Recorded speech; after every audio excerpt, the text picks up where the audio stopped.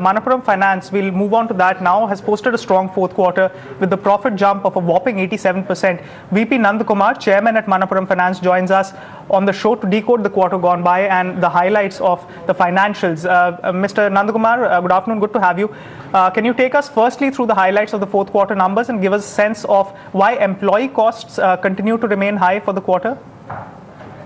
The employee cost, because the one is the new gratuity rules. Yeah, we have to from the past we have to provide from 2014, etc., etc. So that the new law had a retrospective effect.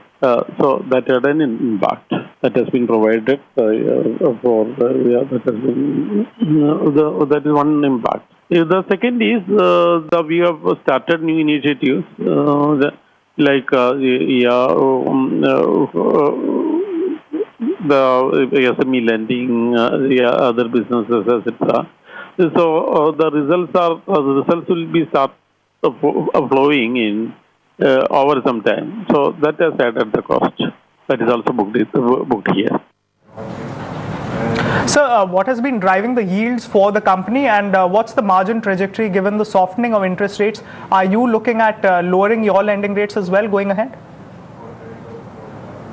Our lending rate in the short term will be, short term means another 1 year will be steady, because our product is a short-term product. The average life is around 3 months. So it is just like a credit card for a short duration. So the actual interest rate may not be a big issue. We have the yield will remain the same in the short term at least. The improvement is primarily because of our collection efficiency. I told in the past also, now we have restructured the product, so our LTV has been brought down. Whereas we were granting up to 80-85% before the regulatory control over this LTV, we are granting, before that we are granting up to 80-85%. Then that was there during the past 1 or 2 years, because some of these unsettled gold loan accounts were remaining there. Some of these were put to auction, where we had to suffer some loss.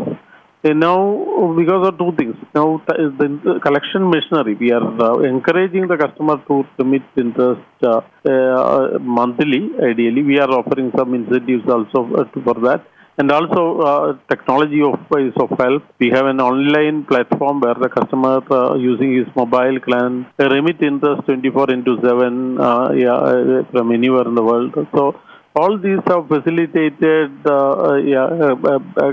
better collections. So the receivables which have not been received as far as interest is concerned, it has come down drastically. This also has reduced the scope for any loss even at the time of auction. So this has improved the margin. Right. Sir, in terms of outlook or guidance for AUM growth into FY17, if you can share some numbers and details there, as also pertaining to the growth driver segments of gold loans, home finance or vehicle finance, what has given the most traction? The consolidated growth, we are pretty sure about 20% CAGR in another 2-3 years. We are pretty sure about that. The growth segments will be, the gold will be growing around 15-20%. Microfinance will have I expect the growth to be around 75 to 100% in another next 2 years, because at least during the current year, we expect 75% to 100% growth. Then home finance asset being a startup business, that also will grow. My expectation is somewhere around microfinance will be around 2,000 crores, 1,000 crores this year. It may grow because there is a potential has been created. Then home finance is around 140 crores. It will grow to around 400-500 crores. Similarly, CV also to around 400 crores. just started SME lending, that may grow to around 200 crores. So we expect a 20% growth in the consolidated book and the top line and bottom line. That's our expectation. Right. So also, are you considering applying for a banking license with the RBI, having announced on-tap licensing recently, and any interest in that larger space? We are seriously considering that. See, for any NBFC, that is the ultimate, banking is the ultimate word.